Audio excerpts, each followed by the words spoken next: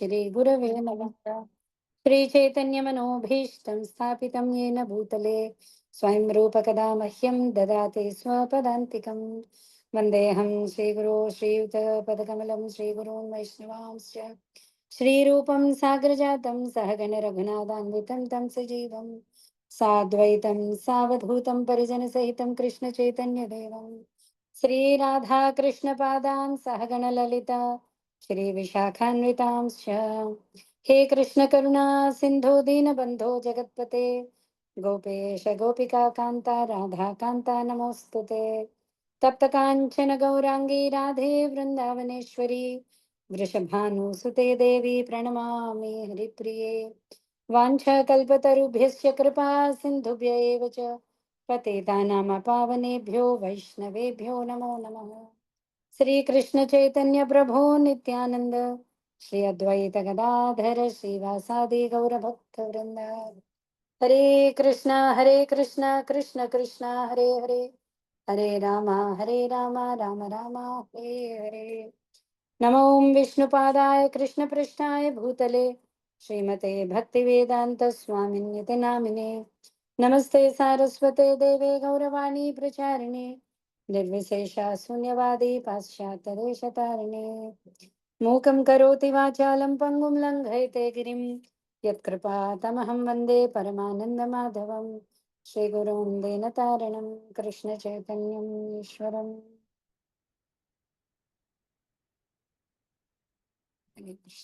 ओम नमो भगवते वासुदेवाय। ओम नमो भगवते वासुदेवाय। ओम नमो भगवते वासुदेवाय। नारायणं नमस्कृत्य नरं चैव नरोत्तमं देवीं सरस्वतीं व्यासं ततो जयमुदीरयेत्। नष्टप्रायेषु भद्रेषु नित्यं भागवत सेवया भगवत्युत्तमश्लोके भक्तिर्भवति नैष्ठिकीम्। कृष्णाय वासुदेवाय देवकी नंदनाय च नंदगोपकुमाराय गोविन्दाय नमो नमः।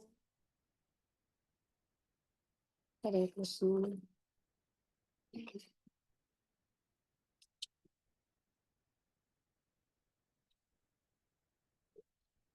సో ద్వితీయ స్కందం చూస్తున్నామండి, 2వ అధ్యాయం 34వ శ్లోకం కదా.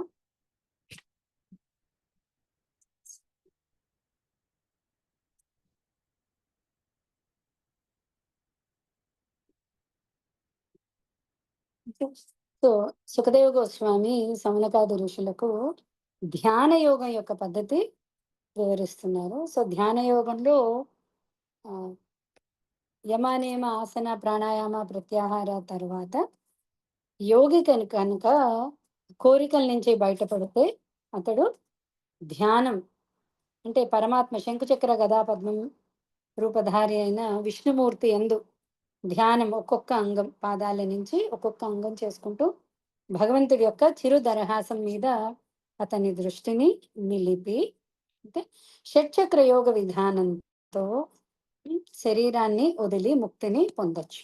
ఓకే, ఆ షట్చక్ర యోగ విధానం అంటే సమాధి స్థితికి వచ్చినప్పుడు ధ్యానం తర్వాత సమాధి. సమాధి స్థితిలో తనని తను ఆత్మస్వరూపుడిగా పూర్తిగా తెలుసుకున్న పిమ్మట షట్చక్ర యోగం ద్వారా ప్రాణాన్ని ఆజ్ఞాచక్రం ద్వారా బయటకు తీసుకొచ్చి భౌతిక ప్రపంచాన్ని నుంచి బయటపడవచ్చు. ఇదే యోగి కోరికలు కనుక ఉంటే ముందు వైశ్వానర లోకం, అలా ఒక్కొక్క లోకం క్రమముక్తే సాధ్యపడుతుంది. ఒక్కొక్క లోకానికి వెళ్తూ అలాగే మహర్లోకానికి వెళ్ళిన తరువాత అక్కడ చాలా ఆయుష్, బ్రహ్మంత ఆయుష్ ఉంది అక్కడ. ఓకే, ఎప్పుడైతే ఆ, ఆదిశేషుడు ఆ, ముఖం ద్వారా నోటి ద్వారా మంటలు వెలువడి ప్రళయం సమయంలో ఆ, పై లోకాలన్నీ దగ్ధమవుతూ వస్తాయో అప్పుడు ఈ మహర్లోకంలో ఉన్న యోగులందరూ కూడా ఆ ప్రత్యేక విమానాల్లో వాళ్ళు బ్రహ్మలోకానికి చేర్చబడతారు. సో అక్కడ బ్రహ్మంత ఆయుష్, బ్రహ్మ ఉన్నంత కాలం, బ్రహ్మలోకం ఉన్నంత కాలం ఉండి ఆ తర్వాత బ్రహ్మతో పాటు వాళ్ళందరూ కూడా భౌతిక ప్రపంచాన్ని వదిలి ముక్తిని సాధ్యం అనేది జరుగుతుంది. ఓకే, అదే క్రమముక్తి. అయితే మనం అనేక సార్లు చెప్పుకున్నట్టుగా ఈ పద్ధతులన్నీ కూడా స్పెషల్లీ కలియుగం వాళ్ళకి చాలా చాలా కష్టం. సాధ్యం కాని పని. ఓకే. అయితే బ్రహ్మదేవుడు ప్రత్యేకించి ఈ సారాన్నంత బ్రహ్మదేవుడు చెప్పడం అతి విశేషం. ఎందుకు అంటే మొట్టమొదట భగవంతుడు జ్ఞానాన్ని బ్రహ్మదేవుడికి చెప్పాడు. సో, బ్రహ్మదేవుడు ఏం చేశాడు నిన్నటి శ్లోకం చూసాం కదండీ! అదొక్కసారి చూద్దాం. భగవాన్ బ్రహ్మ కాత్స్నయేన త్రిరన్వీక్ష్య మనీషయా తదధ్యవసస్ తదధ్యవస్యత్ కూటస్థో రతిరాత్మన్యతో భవేత్. ఓకే. భగవాన్ బ్రహ్మ, బ్రహ్మదేవుని కూడా ఇక్కడ శ్రేష్ఠుడు, దేవతల్లో శ్రేష్ఠుడు కాబట్టి భగవాన్ బ్రహ్మ అని సంబోధించడం అయింది. ఓకే. సో, బ్రహ్మదేవుడు కాత్స్నయేన అంటే అధిక శ్రద్ధతో, అంటే సంగ్రహపరచి, అంటే దాని యొక్క సారాంశం, దేని యొక్క సారాంశం? ముమ్మారు అన్వీక్షయ, సూక్ష్మ పరీక్ష చేశాడు. దేన్ని? వేదాలని. ఓకే. సో, వేదాలని ఏకాగ్రతతో 3 సార్లు అధ్యయనం చేసి, సూక్ష్మ పరీక్ష చేసిన పిమ్మట ఏం చెప్పాడు? ఆత్మన్యతో భవేత్. ఆత్మని అంటే ఇక్కడ ముందంతా కూడా భగవంతుడు శ్రీకృష్ణ పరమాత్ముడు లేదా విష్ణుమూర్తి అని చదివాం కదండీ! సో, ఆ భగవంతుడి యందు ఆకర్షణ అనేది అన్నిటికంటే కూడా ఉన్నతమైన ధర్మము, ఆ ధర్మం యొక్క పూర్ణత్వము అని బ్రహ్మదేవుడు రూఢీపరిచాడు. ఓకే. నిర్ధారించను. ఒకసారి మీనింగ్ చదువుతాను చూడండి. శ్రేష్ఠుడగు బ్రహ్మదేవుడు అధిక శ్రద్ధ ఏకాగ్రతతో వేదములను ముమ్మారు అధ్యయనము కావించి సూక్ష్మ పరీక్ష చేసిన పిమ్మట పూర్ణ పురుషోత్తముడగు శ్రీకృష్ణ భగవానుని ఎడగల ఆకర్షణయే అత్యున్నత ధర్మ పూర్ణత్వమని నిర్ధారించను. ఓకే. సో, ఈ భాష్యం చదువుతున్నాను. శ్రీ సుఖదేవ గోస్వామి ఎందుకు ఇంత వచ్చి ఆ భగవంతుడి మీద ఆకర్షణ రావాలి అని ఎందుకు చెప్తున్నారు? యోగి కూడా ఎప్పుడైతే ఆకర్షణ వస్తుందో, తను ధ్యానం చేస్తున్నాడు కదా, రూప ధ్యానం. ఇప్పుడు భగవంతుడి మీద రతి కలుగుతుందో, అప్పుడు వైకుంఠధామ ప్రవేశం అనేది జరుగుతుంది. అది అత్యున్నత పరిపూర్ణత. ఓకేనా? శ్రీ శ్రీ సుఖదేవ గోస్వామి అత్యున్నత వేద ప్రామాణికుడును భగవానుని గుణావతారమును అగు బ్రహ్మదేవుని ఇచ్చట అన్వయించుచున్నాడు. భౌతిక సృష్టి ఆరంభమున వేదములు బ్రహ్మకు బోధింపబడినవి. అతడు వేదోపదేశములను భగవానుని నుండియే ప్రత్యక్షముగా వినవలసి ఉన్నను భావితరపు వేద విద్యార్థుల జిజ్ఞాసను సంతృప్తి పరచుటకు వాటిని ముమ్మారు పండితుని వలె అధ్యయనము కావించను. అంటే ప్రతి ఒక్కరికి యద్యద ఆచరతి శ్రేష్ఠ తత్తదేవేతరో జన. ఒక శ్రేష్ఠుడు ఏం చేస్తే మిగతా వాళ్ళందరూ దాన్నే ఆచరిస్తారు. సో, బ్రహ్మదేవుడు ఏం చేశాడు? శాస్త్ర పఠనం అంటే వేదాలు మొట్టమొదట తనకే బోధింపబడ్డాయి. కానీ ఒక ఎగ్జాంపుల్ సెట్ చేయడం కోసం తను ముమ్మార్లు దాన్ని చదివారు. ఓకే. సాధారణంగా పండితులందరూ ఆ విధంగానే కావింతురు. వేద ప్రయోజనముపై మనస్సును కేంద్రీకరించి అత్యంత శ్రద్ధతో అతడు అధ్యయనము కావించెను. పూర్ణ పురుషోత్తముడగు శ్రీకృష్ణ భగవానుని విశుద్ధ భక్తుడగుటయే సమస్త ధర్మముల అత్యున్నత పూర్ణత్వమని అతడు సమస్తమును సూక్ష్మ పరీక్ష కావించిన పిమ్మట నిర్ధారించెను. శ్రీకృష్ణ భగవానునిచే ప్రత్యక్షముగా తెలుపబడిన భగవద్గీత చరమోపదేశము కూడా అది. ఈ విధంగా వేద నిర్ణయము ఆచార్యులందరిచే ఆమోదింపబడినది. ఈ నిర్ణయమునకు విరుద్ధముగా చనువారు భగవద్గీత ఎందు వివరింపబడినట్లు కేవలము వేదవాదరతులే అయి ఉన్నారు. మనం ప్రతి చోట ఏంటంటే ఒక ప్రామాణికం చూస్తాము. అదే కదా మనం నేర్చుకున్నా కూడా, దేనికైనా కూడా ఒక ప్రామాణికం కావాలి. భగవద్గీతలో కృష్ణుడు తన గురించి చాలా చెప్పుకొచ్చాడు. చెప్పుకొచ్చిన తర్వాత 10వ స్కందంలో పదో అధ్యాయంలో విభూతి యోగంలో అర్జునుడు చెప్తున్నాడు. అర్జునుడు ఏం చెప్తున్నాడంటే, కృష్ణ నువ్వు పూర్ణ పురుషోత్తముడవని సమస్త దేవతలు చెప్తున్నారు. ఋషులు చెప్తున్నారు, మహర్షులు చెప్తున్నారు. ఎగ్జాంపుల్ ఇస్తాడు. నారదుడు, అసితుడు, వ్యాసుడు, దేవలుడు వీళ్ళందరూ చెప్పారు. ఇప్పుడు స్వయంగా నువ్వు కూడా చెప్తున్నావు. ఎందుకలా చెప్తున్నాడు అర్జునుడు? అర్జునుడికి మొట్టమొదటి నుంచి కూడా అసలు ప్రామాణికం అవసరం లేదు. ఎందుకంటే కృష్ణుడికి నిత్య సఖుడు అర్జునుడు. సో, అర్జునుడికి పూర్ణంగా తెలుసు. కానీ మనందరి కోసం ఇంకా ప్రూఫ్స్ అనేక రకాలు. ఎందుకంటే మనకదో పెద్ద ఏమంటారు? డ్రాబ్యాక్ అండి. ఒక పట్టాన్ని ఒప్పుకోం ఏది. అన్నిటికి ప్రూఫ్ కావాలి, ప్రూఫ్ కావాలి. మనం అనుకుంటాం. భగవంతుడంటే ప్రూఫ్ చూపించండి. కర్మ అనేది ఉందా? ప్రూఫ్ చూపించండి. అన్నిటికి ప్రూఫ్‌లు కావాలి, ప్రూఫ్‌లు కావాలి. సో, అర్జునుడు అక్కడ ప్రూఫ్ ఇస్తున్నాడు.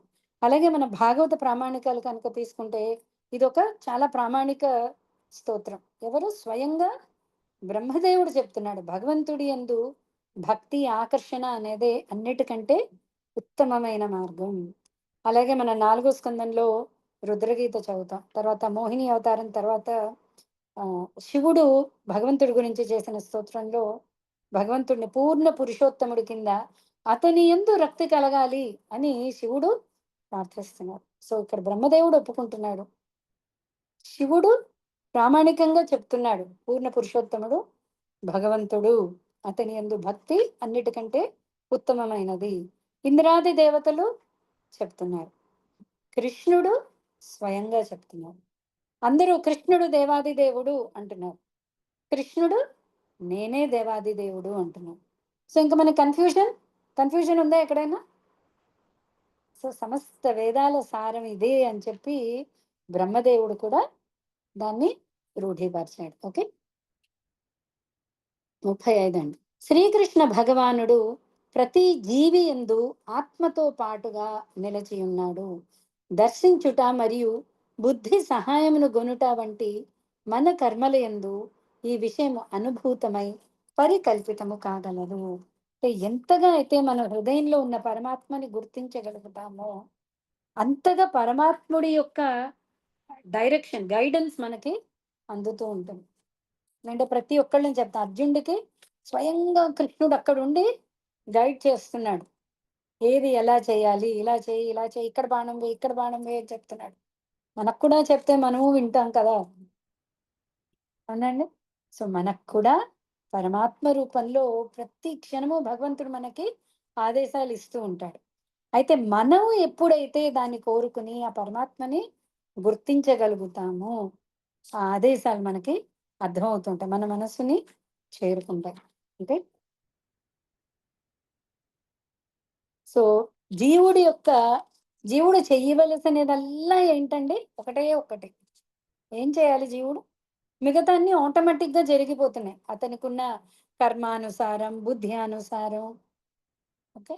అయితే జీవుడు పరమాత్మ గురించి తెలియాలి అన్న కోరిక జీవుడి దగ్గర నుంచి మొదలవ్వాలి. ఎందుకంటే విముఖత చూపించింది జీవుడు. భగవంతుడంటే విముఖత చూసి మొహం తిప్పేసుకుంది జీవుడు.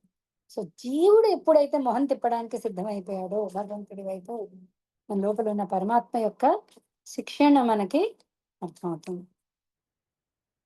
ఓ రాజా! కనుక ప్రతి మానవుడు సర్వదా సర్వత్రా పూర్ణ పురుషోత్తముడగు ఆ హరిని గూర్చి శ్రవణము చేయుట, కీర్తించుట, స్మరించుట అత్యంత ఆవశ్యకమై ఉన్నది. ఇది కనీసం మనకి 100 సార్లు వస్తుందండి భాగవతంలో. ఏంటి? శ్రోతవ్య, కీర్తితవ్య, స్మర్తవ్య. భగవాన్ రాజన్ హరిః తస్మాత్ సర్వాత్మనా రాజన్ హరిః సర్వత్ర సర్వదా. మనం భగవంతుడి గురించి శ్రవణం చేయాలి, కీర్తన చేయాలి, స్మరించాలి. ఎప్పుడు? ఎక్కడ? సర్వత్రా.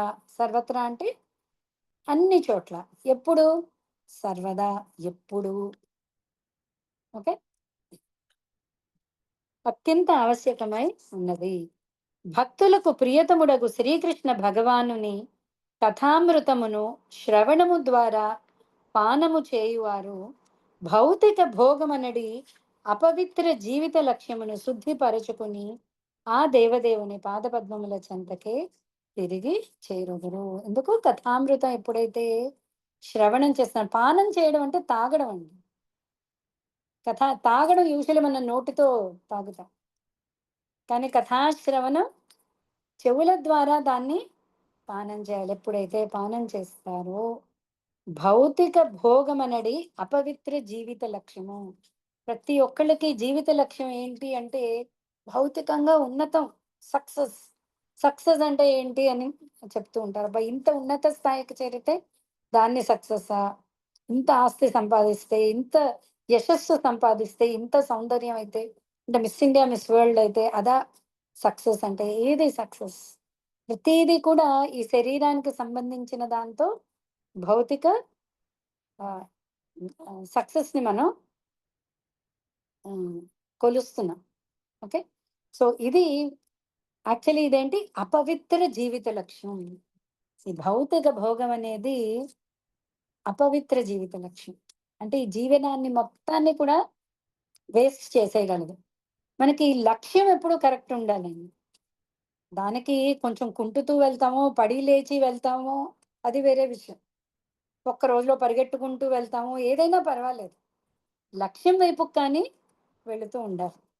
కలియుగంలో లక్ష్యంకి దూరంగా వెళ్ళే ఛాన్సెస్ ఎక్కువ ఇంకా. సో, అందుకనే అప్రమత్తంగా ఉండాలి. ప్లస్ లక్ష్యం వైపుకే సాధన కొన్నిసార్లు కుంటుపడుతూ ఉంటుంది. కొత్తల్లో ఉన్నంత ఉత్సాహం ఉండకపోవచ్చు మనకి సాధనలో. ఓకే. అది మన కల్మషాల్ని బట్టి మనం మన సాధనలో కొంచెం సన్నగిల్లుతూ ఉంటుంది, కుంటుపడుతూ ఉంటుంది. ఓకే. అయినా పర్వాలేదు.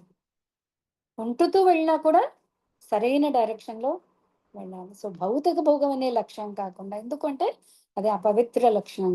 ఇంకా దేవదేవుడి పాదపద్మాలనేది లక్ష్యమై ఉండాలి. అటు పక్కకి నువ్వు ఈ దారో, ఆ దారో, ఏ దారో లక్ష్యం కానీ భగవంతుడి పాదపద్మాలని చేరుకోవడం అనే లక్ష్యం వైపుకి వెళ్ళాలి. ఓకే. సో, అది. ఇంకొకటి మనకి భగవద్గీతలో కూడా చెప్తాడు. ఏడో అధ్యాయంలో అలాగే తొమ్మిదో అధ్యాయంలో కృష్ణుడు ఏం చెప్తున్నాడు అంటే, అన్య దేవతలకి తనకి ఉన్న వ్యత్యాసం. ఓకే. తెలుసుకోవడం అవసరమా? అంటే అవసరం. ఎందుకంటే ప్రతి చోట మనం స్పెషల్లీ మన సంప్రదాయంలో ఏంటంటే మనం అనేక మంది ముక్కోటి దేవతలు ఉన్నారు. సో, వాళ్ళందరూ భగవంతుడి నుంచి వేరు కాదు అన్న విషయం మనకి అర్థం అవ్వాలి. అలాగే భగవంతుడితో సమానము కాదు అని మనకి అర్థం అవ్వాలి. ఇప్పుడు ఈ అన్య దేవత పూజకి, భగవంతుడి దగ్గర పూజకి తేడా అనేది ఇక్కడ మనకి అర్థమవుతుందండి. మనకి అంటే ఇంతకుముందు క్లాసెస్ అటెండ్ అయిన వాళ్ళకి చాలా సార్లు ఈ ఎగ్జాంపుల్ చెప్పాను. సో, ఈ అన్య దేవత పూజ అనేది ఏంటి అంటే, ఫలానా పూజ జరిగితే ఆ కోరిక వాళ్ళు తీరుస్తారు. ఓకే. చాలా చిన్న ఎగ్జాంపుల్ ఇది కానీ ఖచ్చితంగా అందరూ గ్రహించుకోండి. ఆ రకం పూజను కనుక చేస్తే ఆ కోరిక మనకి నెరవేరుతుంది. భగవంతుడి దగ్గరికెళ్తే కోరిక నెరవేరుతుందా? నెరవేరదా? ఏం జరుగుతుంది? భగవంతుడి దగ్గరికెళ్తే కోరికను శుద్ధి చేస్తాడు కోరికే శుద్ధవుతుంది. అంటే ఏం కోరుకోవాలో ముందసలు మనకి అర్థమవుతుంది. మనకు తెలీదు. ఇవాళ అంటే ఎంత సిల్లీగా కోరుకుంటామంటే స్వామి, స్వామి ఇవాళ నేను లేట్ చేశాను. ఆ ట్రైన్ ఇంకో 5 నిమిషాలు ఆపు. ఇంకొక 5 నిమిషాలు ఆపితే నేను పట్టేసుకుంటాను దాన్ని. సో, ఏంటి కోరుతున్నాం అనేది కూడా తెలియట్లేదు. ప్రతీదీ మన కంఫర్ట్ కోసమే మనం కోరుకుంటున్నాం. భగవత్ ప్రీత్యర్థం అనేది రావట్లేదక్కడ. ఇక్కడ కూడా ఇప్పుడు చూడండి ఇవాళ అక్షయ తృతీయ. అనేకం మీరు విని ఉంటారు. యాక్చువల్లీ అక్షయ తృతీయ చాలా చాలా విశేషమైన పరశురాముడి అవతారం కూడా ఈ రోజే. అలాగే కుచేలుడు కృష్ణుడికి అటుకులు తీసుకెళ్ళిన రోజు. పాండవులకి నరసింహస్వామి అక్షయ చందన పాత్ర. యాత్ర. ఏవండి? పాండవులకి అక్షయ ఆ! పాత్ర. పాండవులకి అక్షయ పాత్ర ఇచ్చిన రోజు. ఈ అక్షయము ప్రతి ఒక్కళ్ళకి అక్షయం కావాలి. అంటే ఏంటి? మనకొచ్చినది క్షయం అవ్వకూడదు. తగ్గకూడదు. సో, ఏమిటి కావాలి అక్షయం? ఏమిటి క్షయం అవ్వకూడదు? భోగలాలస అనేది ఖచ్చితంగా క్షయం అవ్వాలి. కదా! సో, ముఖ్యంగా భగవంతుడు మనిషిని ఏది పావనం చేస్తుంది అని 3 విషయాలు చెప్పాడు భగవద్గీతలో. ఎవరైనా చెప్పగలరా? పావనాని మనీషినః అని 3 విషయాలు. ఎట్టి పరిస్థితుల్లో ఈ 3 వదలొద్దు అని చెప్తున్నాడు కృష్ణుడు. ఏ మార్గమైనా పర్వాలేదు. కర్మయోగమో, జ్ఞానయోగమో, ధ్యానయోగమో, భక్తి యోగమో ఈ 3 ఏమిటా 3 ఎవరైనా చెప్పగలరా అండి?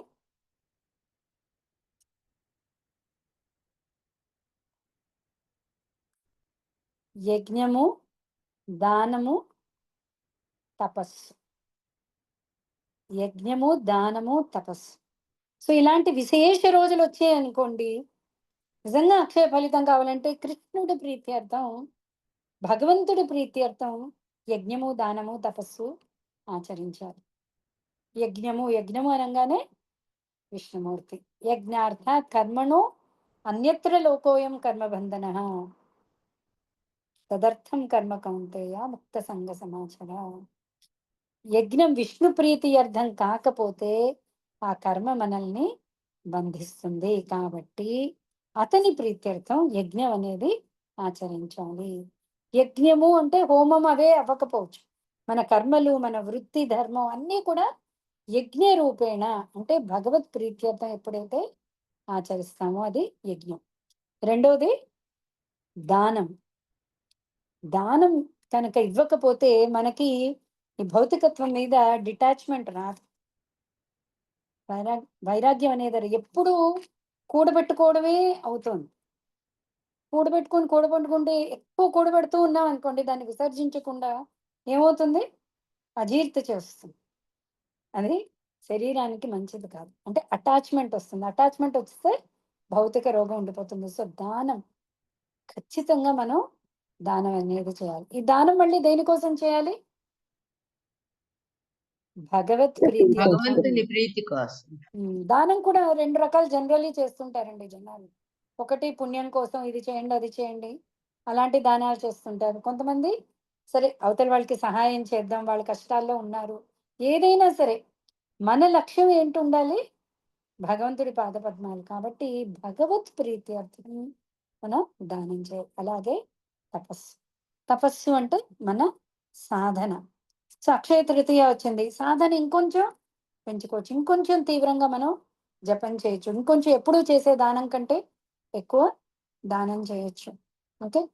ఇప్పుడు చాలా మంది ఇది కొనుక్కోవాలి, అది కొనుక్కోవాలి అని అంటూ ఉంటారు అక్షయ తృతీయ రోజు. భోగ వస్తువుని కొనుక్కోవాలనే లాలస అక్షయ తృతీయ రోజు పెట్టుకోకండి. యాక్చువల్లీ శాస్త్రంలో వాటిని దానం ఇవ్వగలిగితే చాలా గొప్ప విషయం. మీరు బంగారం, వెండి దానం ఇవ్వగలుగుతున్నారు అనుకోండి, అప్పుడు దానికి చాలా చాలా పెద్ద టిక్ పెట్టచ్చు. ఓకేనా అండి? మీకు అర్థమవుతుందో? భోగ ప్రవృత్తి పెంచుకోవద్దు. స్పెషల్లీ ఇలాంటి రోజులు అక్షయ తృతీయ కానీ, ఉగాది అనండి, ఇవన్నీ కొన్ని చోట్ల అసలు యుగ ఆరంభం కూడా అక్షయ తృతీయ అంటారు. కొన్ని చోట్ల ఉగాది అయితే, కొన్ని చోట్ల అక్షయ తృతీయ అంటారు. సో ఇలాంటి పర్వదినాలన్నీ కూడా మనం యజ్ఞము, దానం, తపస్సు ఇంకొంచెం తీవ్రంగా చేయాలి. మళ్ళీ మేడం దేనికోసం? మేడం భోగ భగవత్ ప్రవృత్తి ప్రీత్యర్థం. మేడం బంగారము, వెండి భోగ ప్రవృత్తి వస్తువులు అంటారు కదా మేడం. అవి మటుకు అవునండి. దానం చేస్తే వాళ్ళకి భోగం లెక్కే కదా మేడం. ఇంకా లెక్కేస్తే వేరే దానం నువ్వు వాళ్ళకి చేసేటప్పుడు భోగం రావాలని చెయ్యట్లేదు, మన డిటాచ్మెంట్ కోసం మనం చేస్తున్నాం. అట్లా అంటారా? ఇప్పుడు మనకి ఎందుకంటే భోగం మనం వస్తున్నప్పుడు ఇచ్చిందే వాళ్ళకి అదే వాళ్ళకి కదా అని అలా డౌట్ వచ్చింది మేడం. అంతే. అంటే భోగ లేదండి. వస్తువు ఎవరికైనా భోగ వస్తువు లెక్కే కదా. అందుకనే పాత్ర చూసి దానం చేయాలి. అటుపక్క ఇచ్చేవాడుకు యోగ్యుడయి ఉండాలి. యోగ్యుడైన బ్రాహ్మడు. మీరు చెప్పింది కరెక్ట్ పాయింట్ చెప్పారు. వాడు కూడా ఈ బంగారం వెండి తీసుకున్న తర్వాత భోగ ప్రవృత్తి రాకూడదు. భగవత్ ప్రీత్యర్థం. ఓకే. ఒక పేద బ్రాహ్మడికో, ఎవరైనా భక్తుడికో, అలాంటి వాళ్ళకి కనుక మీరు భక్తులకి ఎంత ఇచ్చినా అది మనం వేస్ట్ చేసే అవ్వదు. దానం సద్వినియోగం అయ్యేటట్లుగా ఉండాలి. దుర్వినియోగం అవ్వకూడదు. దుర్వినియోగం అవ్వకూడదు అంటే మళ్ళీ వాళ్ళ భోగ ప్రవృత్తి కోసం వాడుకోకూడదు. భక్తులకి, ఇప్పుడు దేవాలయాలకి మనం ఎంత ఇచ్చినా అది ఏమిటవుతుంది? భగవత్ సేవలోకి అది ఉపయోగం. అందుకని పాత్ర ఎవరికి దానం ఇస్తున్నాం అనేది కూడా చాలా ఇంపార్టెంట్ అండి. అసలు దానం పుచ్చుకునే శ్రేష్ఠుడు దొరకడమే చాలా గొప్ప విషయం కలియుగంలో మనకి. ఓకే. సో అలాంటి అవకాశాలు వస్తే ఖచ్చితంగా వదులుకోకండి. భక్తులకి, దేవాలయాలకి మనకు తోచిన ఇది కృష్ణార్పణం కావించి భగవత్ ప్రీత్యర్థం. ఎందుకు? భగవంతుడు గోబ్రాహ్మణ హితాయ చ, గోవులకి గోసేవ, అక్షయ తృతీయ రోజు గోసేవ ఎంతో పవిత్రం. ఇవన్నీ కూడా చాలా చాలా గొప్ప సేవలు. ఓకే. మన సాధనన్నా ఇంక్రీజ్ అవ్వాలి.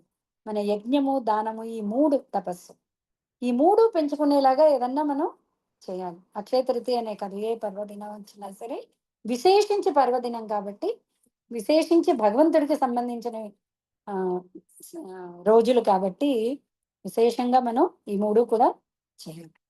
ఓకేనా అండి? శ్రేష్టం. యా. నామాలను జపిస్తే కూడా చాలా శ్రేష్టం. నామం స్పెషల్లీ ఎస్. అందుకే సాధన అన్నాను. తపస్సు అంటే సాధన. మనం చేసే సాధన ఏంటి? జపము, విగ్రహ సేవ. ఓకే, ఇవన్నీ కూడా సాధన. చాలా సాధన పెంచాలి. అందుకే జపం ఇంకొంచెం తీవ్రంగా, ఇంకొంచెం క్వాంటిటీ, అది అక్షయ తృతీయ రోజు ప్రత్యేకించి చేయమని చెప్పారు. ఓకేనా అండి? 3వ అధ్యాయం. విశుద్ధ భక్తియుత సేవ, హృదయ పరివర్తనము. ఈ హృదయ పరివర్తనం అనేదే మనం ఎప్పుడు అండర్లైన్ చేసుకోవాలండి. మనసు మారాలి. మనం చూసాం ప్రాయశ్చిత్తంలో అయినా దేంట్లో అయినా సరే హృదయం అనేది పరివర్తన చెందాలి. హృదయం పరివర్తన చెందితే, కొంచెమే పరివర్తన చెందింది అనుకోండి, ఒక అడుగు ముందుకు వేసినట్టే భగవంతుడి వైపు. ఓకే, ఆ హృదయ పరివర్తన అనేది భగవంతుడి యొక్క ధ్యానంతో మనకి హృదయ పరివర్తన అనేది జరుగుతుంది. నిన్న మనం డీటెయిల్డ్ గా చూసాం. భగవంతుడు స్వర్ణాభరణాలు ధరించి మణిమాణక్యాలతో ఉన్న కిరీటం, అవన్నీ ధ్యానం చేసేటప్పుడు ఏమవుతుంది? ఓహో, ఈ భోగ వస్తువు నాది కాదు, లక్ష్మీదేవి కేవలము భగవత్ సేవకు మాత్రమే వినియోగించాలి అన్న భావన యోగికి డెవలప్ అవుతుంది. ఎప్పుడైతే, అప్పుడు ఏమవుతుంది? హృదయంలో మలినం క్లీన్ అవుతుంది. సో ఈ చాప్టర్ పేరే హృదయ పరివర్తనము. ఓకేనండి? శ్రీ సుఖదేవ గోస్వామి పలికను, పరీక్షిన్ మహారాజా, మరణం ఆసన్నమై ఉన్న బుద్ధిమంతుని కర్తవ్యంను గూర్చి నీవు అడిగిన దానికి నేను సమాధానం ఒసగితిని. 2 ప్రశ్నలు అడిగాడు కదా పరీక్షిత్. ఏమిటా 2 ప్రశ్నలు? సహజంగా మానవుడు ఆచరించవలసిన ధర్మం ఏంటి? రెండోది, ప్రత్యేకించి మరణ ఆసన్నమైన వాడి ధర్మం ఏంటి? ప్రత్యేకించి మరణ ఆసన్నమైన వాడి ధర్మం ప్రాణాన్ని ఏ విధంగా శరీరాన్ని నుంచి బయటకు తీస్తున్నాడు అన్నది. దానికి యోగా పద్ధతి చెప్పిన దానికంటే భక్తి మార్గం ఇంకా సేఫ్ అని సుఖదేవ గోస్వామి చెప్పాడు. ఇప్పుడు ఆ 2వ ప్రశ్న. నిరాకార బ్రహ్మజ్యోతి తేజమునందు లీనమవు గోరువాడు వేదపతిని, అంటే బ్రహ్మదేవుడు లేదా విద్వత్ పురోహితుడకు బృహస్పతిని అర్చించవలను.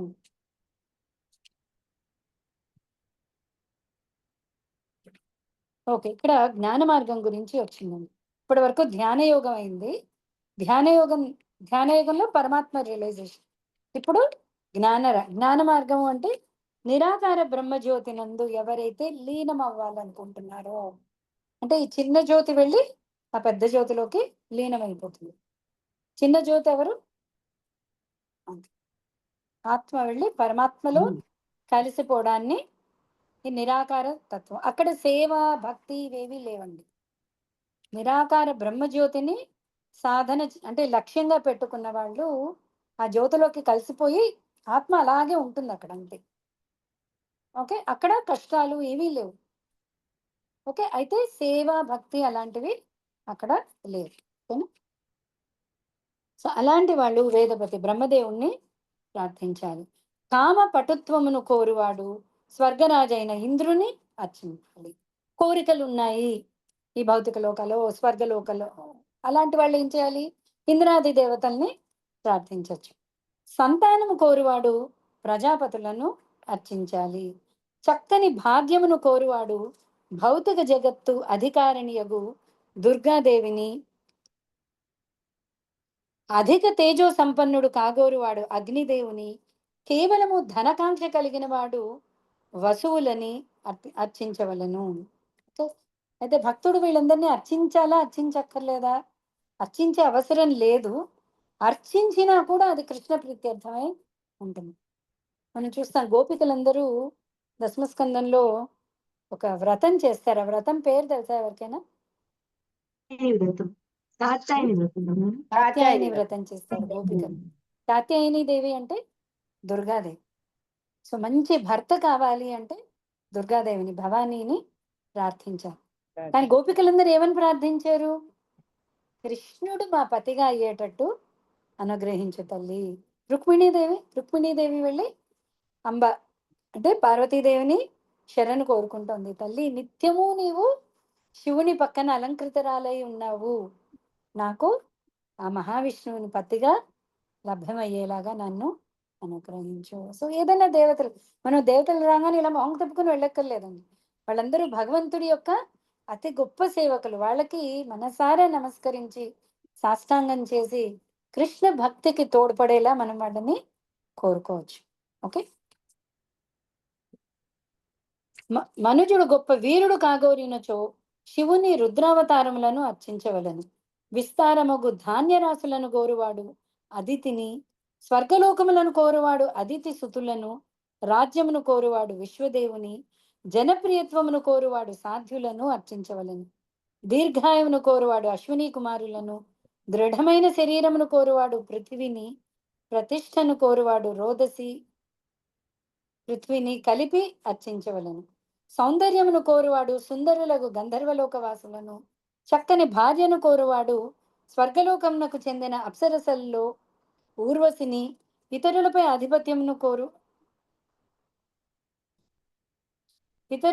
ఆధిపత్యమును కోరువాడు పరమేశ్వరియకు బ్రహ్మదేవుని, యశోకాముడు యజ్ఞుని, గొప్ప ధన సంచయమును కోరువాడు వరుణుని అర్చింపవలను. మనుజుడు గొప్ప విద్వాంసుడు కాగోరినచో శివుని, చక్కని దాంపత్య సంబంధమును కోరినచో శివుని భార్యకు సతి ఉమను అర్చింపవలను. సో అన్నీ కూడా మనకి శాస్త్రాల్లో ఉన్నవి. ఏ ఏ కోరికను బట్టి ఆ దేవతని మనం ప్రార్థించవచ్చు. ఓకే. అయితే కోరిక చాలా తెలివిగా కోరుకోవాలి. రాజు చక్రవర్తి ఎగ్జాంపుల్ చెప్పాను కదా, చక్రవర్తి దగ్గరికి వెళ్ళి కోరుకుంటే ఇంకా ఏ కోరిక మనకు మళ్ళీ అవసరం రాకూడదు. అలాంటి కోరిక అదే అక్షయం. అక్షయం కోరుకోవాలి, కరెక్టే. కానీ ఏం కోరుకోవాలి? అక్షయమైన ఆనందం, ఎప్పటికీ తరగని ఆనందం. తరగని ఆనందం అనేది సచ్చిత్ ఆనంద స్వరూపుడైన భగవంతుడి దగ్గరే అది లభ్యం అవుతుంది. ఇంకా దాన్ని మనం కోరుకోవాలి. ఆధ్యాత్మిక పురోగతికై మనుజుడు విష్ణుదేవుని లేదా అతని భక్తుని అర్చించవలను. వంశరక్షణకు, వంశాభివృద్ధి కొరకు అతడు వివిధ దేవతలను అర్చింపవలను. రాజ్యాధిపత్యమును కోరువాడు మనువులను అర్చింపవలను. శత్రువుపై జయమును వాంఛించువాడు దానవులను. ఇంద్రియ భోగము కోరువారు చంద్రుని అర్చించవలను. కానీ భౌతిక భోగమును వాంఛింపని వారు, ఈ భౌతిక కోరికలు ఏవి అక్కర్లేదనుకోండి, వాళ్ళు ఎవరిని అర్చించాలి? భౌతిక భోగమును వాంఛింపని వారు పురుషం పరం, పరమ పురుషుణ్ణి అర్చించాలి. ఓకే. 10వ శ్లోకం అండి, ఇది కూడా చాలా ఇంపార్టెంట్ శ్లోకం. అకామ సర్వ కామో వా మోక్ష కామా ఉదారధి, తీవ్రేణ భక్తి యోగేన యజేత పురుషం పరం. అకామ సర్వ కామో వా, అకామ, అకామ అంటే ఏ కోరికలు లేకపోయినా, సర్వకామో అన్ని కోరికలు ఉన్నా, మోక్షకామ మోక్షం అనే కోరిక ఉన్నా కూడా, తీవ్రేణ భక్తి యోగేన అంటే ప్రేమపూర్వకమైన భక్తితో, యజేత పురుషం పరం పరమ పురుషుడైన ఆ భగవంతుణ్ణే అర్చించాలి. కోరికలు ఉన్నా కూడా ఇవన్నీ చెప్పారు, ఈ కోరికుంటే ఇక్కడ, ఈ కోరికుంటే ఇక్కడ, కానీ అక్కడికి వెళ్తే ఏమవుతుంది? ఆ కోరిక తీరుతుంది. పరమ పురుషుడి దగ్గరికి వెళ్తే కోరిక శుద్ధి అయ్యి మనకి ఏది అవసరమో, రెండున్నాయండి. మనకి ఏది కావాలి, ఏది అవసరం. ఏది కావాలో అది దాని తగ్గ పూజ చేస్తే దేవతలు అది ఇచ్చేస్తారు. పరమాత్ముడి దగ్గరికి వెళ్తే ఏది అవసరమో మనకి తెలిపి ఆ అవసరాన్ని అతడు తీరుస్తాడు. ఓకేనా? దాని మీనింగ్ చదువుతాను చూడండి. ఆధ్యాత్మిక పురోగతికై మనుజుడు సమస్త భౌతిక కోరికలతో నిండి ఉన్నను, భౌతిక కోరిక లేనియును లేకున్న ఏవియును లేకున్నను, లేదా ముక్తిని వాంఛించినను ధారాళమగు బుద్ధిని కలిగిన వాడు, ధారాళమగు బుద్ధి అంటే నిజంగా బుద్ధి కుశలత కలిగిన వాడు అన్ని విధముల పరమ పురుషుని అర్చించవలెను. ఓకే. ఈ శ్లోకం నేర్చుకోండి, ప్రతిరోజు కోరికలు రాగానే గుర్తు తెచ్చుకోండి. అకామ సర్వకామో వా మోక్ష కామా ఉదారధి. ఉదారధి బుద్ధిమంతుడు, అకామ, సర్వకామ, మోక్షకామ. కోరికలు లేకపోయినా, అన్ని కోరికలు ఉన్నా, మోక్షాన్ని కోరుకున్నా కూడా తీవ్రేణ భక్తి యోగేన, భక్తి యోగ మార్గంలో అంటే ప్రేమపూర్వక భక్తియుత సేవా మార్గంలో యజంతం యజంత యజేత పురుషం పరం. యజేత అంటే ప్రార్థించాలి. ఎవరిని? పరమ పురుషుని. పూర్ణ పురుషోత్తముడగు భగవానుని యందు అయత్నకృతమగు ఆకర్షణ అచంచలముగా స్థిరమగుట అనడి అత్యున్నత పూర్ణ వరదానమును వివిధ దేవతార్చకులు శుద్ధ భక్తుని సాంగత్యము ద్వారానే పొందగలరు. అందుకనే భక్తి కావాలి అంటే భగవంతుణ్ణి ప్రార్థించాలి, కరెక్టే. భక్తుల సాంగత్యంలోనే భక్తి అనేది లక్ష్యం అవుతుంది. అందుకనే ప్రతి ఒక్కళ్ళు, ఏ భక్తుడు చూసినా నాకు భక్తుల సాంగత్యం, భక్తుల సాంగత్యం, స్వామి నీ సాంగత్యం అని కూడా అడగట్లేదు ఎవరు. ఎందుకంటే భక్తులు ఆటోమేటిక్ గా భగవంతుడిని బంధించి ఉంటారు తమ దగ్గర. సో నాకు భక్తుల సాంగత్యం కావాలి. సో భగవానుని యందు ఈ అచంచలంగా, అచంచలము అంటే అన్వేవరింగ్ అంటారు ఇంగ్లీష్. అంటే కొంచెం గాలి వస్తే దీపం పక్కకి వెళ్ళిపోతూ ఉంటుంది, మన ధ్యాస మళ్ళీపోతూ ఉంటుంది. ఓకే, భగవద్గీత అని మొదలుపెట్టినా ఇంకేదో ఆలోచన వస్తుంది. మనం యూట్యూబ్, ఫేస్బుక్ తీసామనుకోండి, ఇంతకు ముందు చూసినవేవో పాపప్ అవుతూ ఉంటాయి. సరే వద్దాం, భగవద్గీత ఇప్పుడే కదా క్లాస్ అయింది, మళ్ళీ వద్దాం అనుకుంటాం. అది అలాగే అనంతం కాలం అక్కడ వెళ్ళిపోతూ ఉంటుంది. ఓకే, సో భగవంతుడి మీద ఈ అచంచలమైన భక్తి కావాలి అంటే శుద్ధ భక్తుని సాంగత్యం ద్వారానే అది సాధ్యపడుతుంది. దేవదేవుడగు శ్రీహరి గుణముల తరంగములను, సుడిగుండములను పూర్తిగా నిలిపివేయునట్టి జ్ఞానమై ఉన్నది. అట్టి జ్ఞానము భౌతికాసక్తి నుండి విడివడి ఉన్నందున ఆత్మ సంతుష్టికరమును మరియు దివ్యమై ఉన్నందున ప్రామాణికులచే ఆమోదింపబడినదై ఉన్నది. అట్టి ఎడ ఎవడు దాని ఎడ ఆకర్షితుడు కాకుండాను. భౌతిక గుణముల తరంగములు, అసలు మనకి ఎన్ని కోరికలు వస్తాయండి హృదయంలో? అందరూ సముద్రాన్ని చూసే ఉంటారు. ఎక్కడైనా అలలు రావడం ఆగిపోయాయా? వస్తూనే ఉంటుంది. అలొచ్చి ఇది అయిపోయింది కదా అనేలోపు ఇంకో అల వస్తుంది. మన కోరికలు కూడా అలాగే తన్నుకుంటూ వస్తూనే ఉంటాయి. ఎన్ని కోరికలు ఉన్నాయో అసలు చెప్పలేము. ఓకే, ఒక కోరిక అవ్వంగానే ఇంకోటి, అవ్వక ముందే అల తీరక ముందే ఇంకో అల మొదలవుతూ ఉంటుంది, చూసారా? సో అలాగా, సో ఇవి భవతరంగాలని ఆపివేయగలుగుతుంది ఏది? విష్ణుమూర్తి యందు ధ్యానం అనేది. సో ఇదంతా కూడా హృదయ పరివర్తనము. ఓకే, దీని గురించి ఇక్కడితో ఈరోజు ఆపుదాం అండి. ఓకే, ఒకసారి మా అమ్మాయిని స్కూల్లో దింపాలి. సో కొంచెం ముందుగా సెలవు తీసుకుంటాం. ఓకేనా? ఓకే.